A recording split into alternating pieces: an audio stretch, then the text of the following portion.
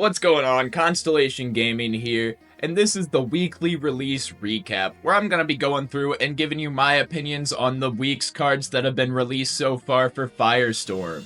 The first card we'll be taking a look at is Carrion, Champion of Hermes. Carrion is a 3-1 Wind Celestial that says when this Carrion is sent from your deck to your underworld with your Hermes effect, you can special cast it from your underworld using a Wind Spirit from either your spirit deck or your underworld. I do like the fact that Carrion is able to be summoned with a Wind Spirit from your underworld. That way, essentially, the Hermes search for it is just a 1 cost to search for it, and then it plays it out for free. And I do like that fact, but the fact that it's a 3-1 is kind of meh. I think the point of this is to enable turboing into like bigger guys and stuff like that. But honestly, without seeing a lot of the rest of the set, I'm not really too fond of it. There's not really too many Wind 2-drops that I want to be playing right now to begin with. So the ability to turbo into them really doesn't do too much yet. But we'll see what the rest of the set has to entails, and we'll see if Champion of Hermes Carrion is able to do much. Hermes is also getting his own artifacts, starting off with the Talaria of Hermes. This is a 2-cost wind artifact that says the Empowered Celestial gets +2 defense. When the Empowered Celestial is destroyed in battle, you can draw 2 cards. Then, if Hermes is enchanted, you can search your deck for a Talaria of Hermes or a Caduceus of Hermes and add it to your hand. What I like about this card is the fact that it replaces itself by drawing 2 automatically, even if you don't have Hermes on the board. And then if you do have Hermes on the board, it literally self-replaces itself by possibly getting another Talaria of Hermes or a Caduceus of Hermes. The one thing that I don't like about this is it's kind of expensive. It costs 2 to draw 2 essentially, and your Celestial has to be destroyed in battle specifically, so if they just like Laurels it or Earthquake it, something like that, you don't get its effect. And that's like 10% of your life that you're playing just to do this.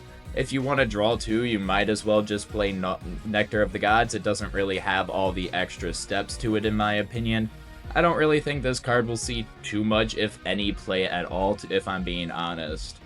Pairing with our Talaria of Hermes, we have the Caduceus of Hermes. This is a 1-cost wind artifact that says when the Empowered Celestial is destroyed in battle, you can target another 1-spirit Celestial in your underworld and special cast it. Now, I really like this artifact, actually. I think it's probably one of the most powerful in the game right now. Even though you do have to be destroyed by battle, the ability to just re-summon an Celestial from your underworld if you are destroyed by battle is extremely strong, and it only costs 1 spirit to do so. So I think this is actually going to be a very powerful artifact in the wind decks that is going to be utilized. We also have confirmation that Zeus will be reprinted in this set, which I think is extremely good because it's kind of hard to get your hands on Zeus right now unless you go buy like Imperial starter deck. I think that's like one of the few ways to get your hands on it. And just, it'll be really good for newer players to be able to get Zeus without having to spend $15, $20 a pop, which I've seen Zeus go for. So I think this is actually really good and really nice for newer players. But I also think it signifies that the likelihood of Zeus being just full banned like a lot of people want is probably not going to happen. Following along with the theme of this set, with Zeus comes his champions. And the first one is Elachik, Champion of Zeus.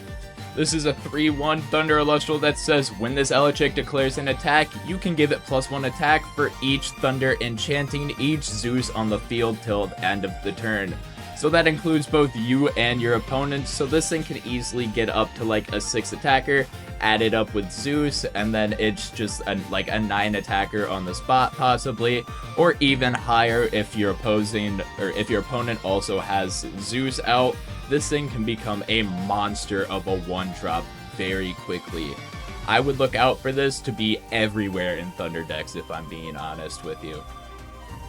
To pair with our Elachik, we have Gryffuse, Champion of Zeus.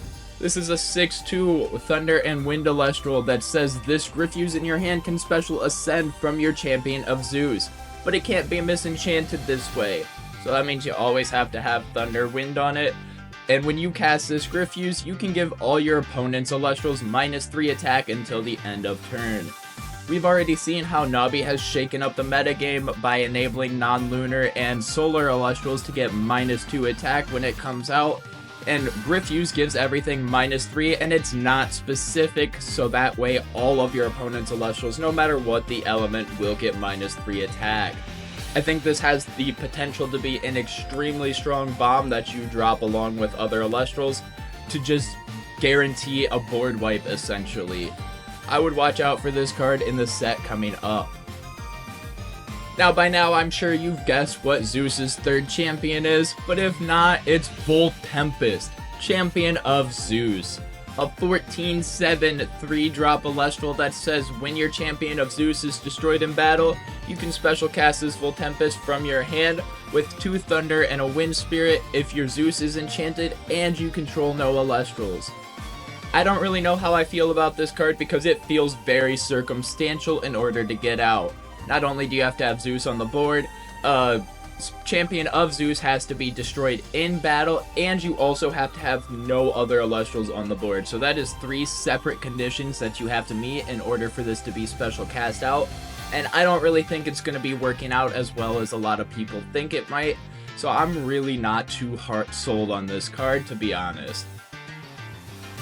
And for the final Thunder card, we have Zeus's Call. A 1-cost Thunder Invoke rune that says this Zeus's Call can only be cast if Zeus is enchanted. Search your deck for a Champion of Zeus and add it to your hand. I think this does have potential with the fact that Gryffuse is essentially a bomb that you can special ascend into if you search this out. However, I think, again, it has a lot of situations. Unless you're playing like a full Champion of Zeus deck, I'm not really sure how well this will do, but I do like the fact that it enables you to search out your Gryffuse and your just big bomb Elestrals and have them in hand so you can special ascend. So I'm on the fence about this card, and I will have to see what the future holds for it. Artemis is also bringing her champion to battle with Spectaris, Champion of Artemis. This is a 4/2 Lunar Celestial that says the Spectaris can be special cast from your hand with a Lunar Spirit if an opponent has at least 1 suppressed card. I think this card is pretty good, allowing you to turbo out multiple guys in one turn if you have a suppressed Celestial on your opponent's side of the board, or you can utilize this in tandem with like Necrolith in order to only have to suppress 1 Celestial and then be able to essentially get your Necrolith out with an extra step by special casting this out and then ascending over it rather than having to have 2 suppressed cards. This is one way that you can utilize to turbo out a Necrolith or another 2-drop Elestral. Next up, we have Pandalence, Champion of Artemis. This is a 4/1 Lunar Celestial that says when 1 or more Elestrals become suppressed, or when a player plays an Elestral suppressed, an opponent must expend 1. This is really strong in the suppression deck, allowing you to not only shut down your opponent's abilities, but continuously deal them damage for doing so. This pairs pretty well with, obviously, Dense Fog if they're not on Lunar, New Moon, Artemis itself, or it can pair well with the current Spectaris that is already out right now, is the fact that every time it enters battle, it'll suppress the Elestral, so then they'll also burn for 1 while giving itself +1 attack. So I think Pandalence is starting to show kind of the direction that Lunar is intended to go into. So if you guys are tired of seeing Werepup in the current metagame right now, I've got some really bad news for you, as Artemis has made Werepup her champion. Werepup is a 3/2 Lunar Celestial that says you can special ascend this Werepup to Like a Void from your hand or deck if an opponent has at least 2 suppressed cards. When this Werepup is destroyed in battle, you can suppress a card on your opponent's field until the end of turn. The ability to turbo into Like a Void is extremely strong with this card. However, I'm not really a fan of the destroy in battle and suppress effect, as I don't really think you're going to get too much out of it, but we'll have to wait and see.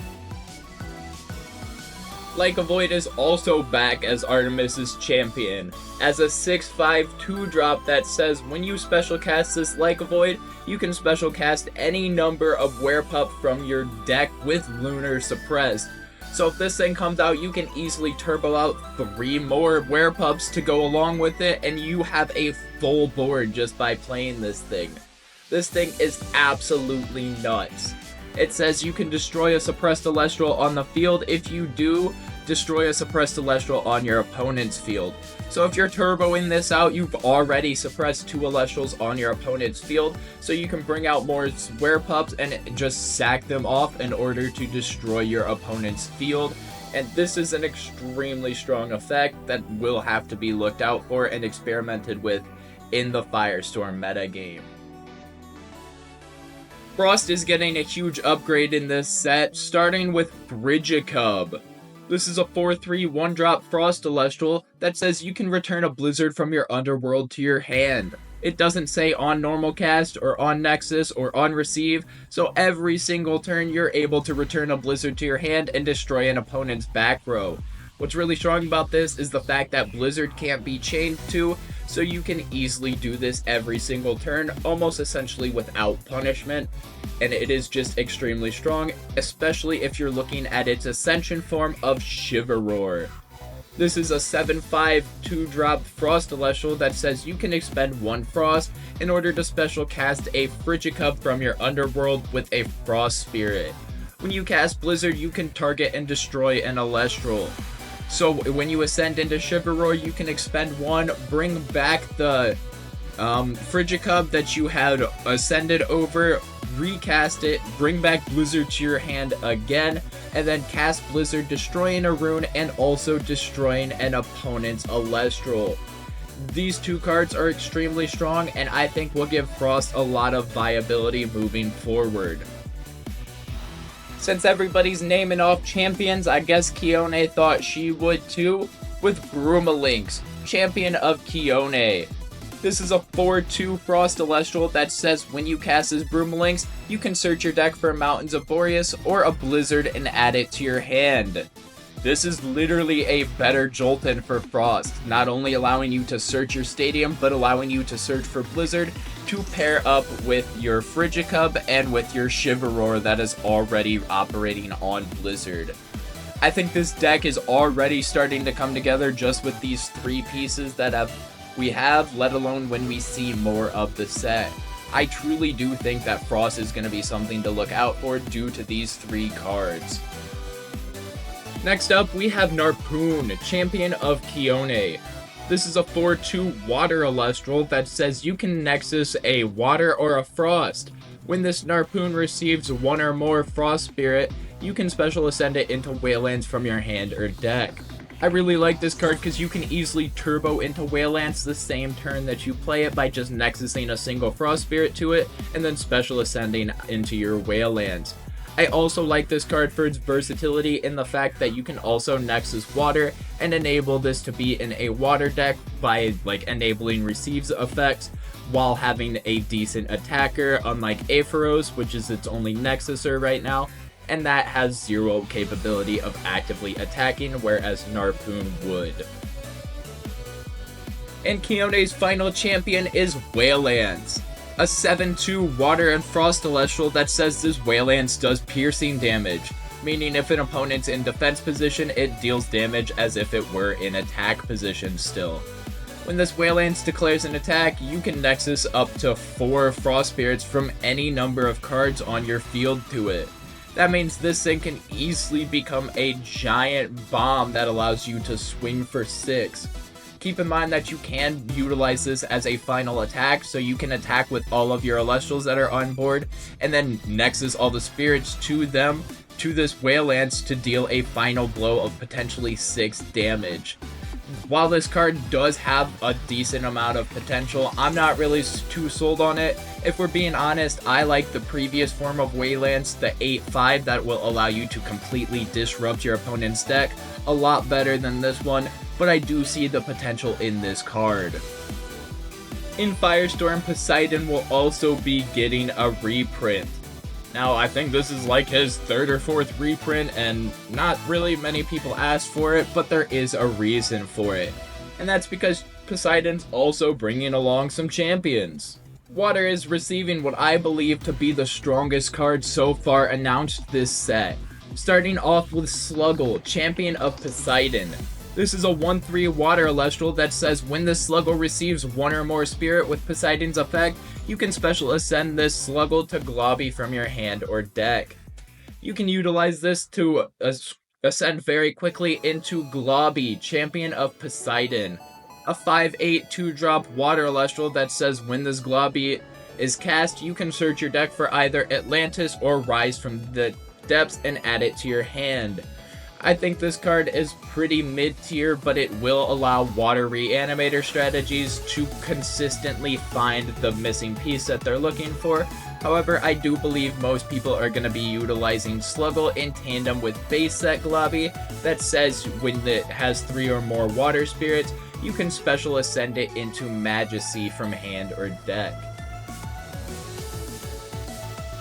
Since we've got the first two, I'm sure you already see this coming, but we have Majesty, Champion of Poseidon. This is a 6/14 3-drop water celestial that says while Poseidon is enchanted and this Majesty is in attack position, spirits enchanting celestials are water instead of its original element. You can return up to 2 water spirits from your underworld to your spirit deck if this Majesty is in defense position. This is an extremely nuts card, allowing you to shut off your opponent's abilities completely by making them always have to be misenchanted. This thing can also go into defense if you're really behind and just sit there as a big wall while you continuously heal spirits until they're capable of outing it.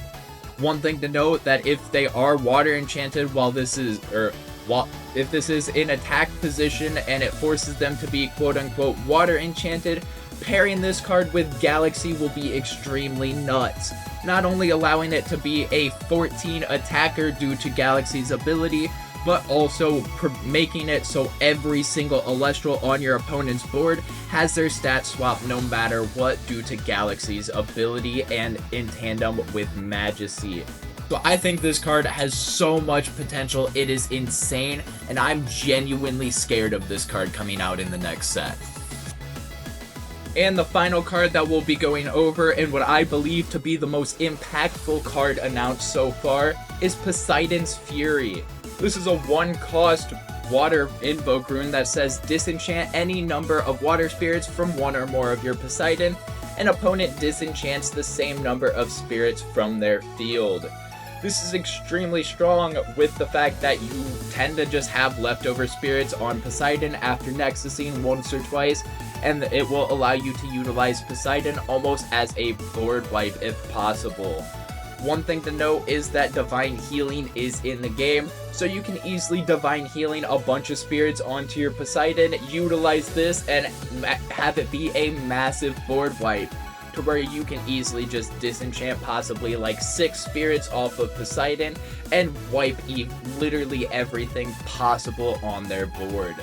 This card is a card that I'm going to be fearing all of the time next set, and I believe puts water in a state all on its own, and I am truly, truly scared of water next set. So that's all the cards announced so far for Firestorm. What's your opinion on these cards? Let me know down in the comments below, and let me know if there's anything that you're particularly excited to play. Make sure to like and subscribe as I do post content a few times a week.